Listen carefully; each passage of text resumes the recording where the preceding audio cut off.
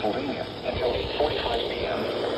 At 8:20 p.m., a severe thunderstorm was located over Canadensis, 47 miles northeast of Mount Pocono, moving east at 35 miles per hour. Hazard, 60 miles per hour wind gusts and quarter-size hail. Source, radar indicated. Impact, minor damage to vehicles is possible. Wind damage to roofs, siding, trees, and power lines is possible. Locations intended include Mount Pocono, Tobiana, Pittsburgh State Park, Skiton, Mount St. Home, Canadensis, Paradise Valley, Pocono Pines, and Cresco.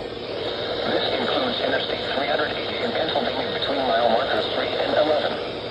For your protection, move to an interior room on the lowest floor of a building. In addition to large hail and damaging winds, frequent cloud-to-ground lightning is occurring with this storm. Move indoors immediately. Remember, if you can hear thunder, you are close enough to be struck by lightning. Repeating, a severe thunderstorm warning has been issued until 8:45 p.m. for the following county: Monroe, Pennsylvania.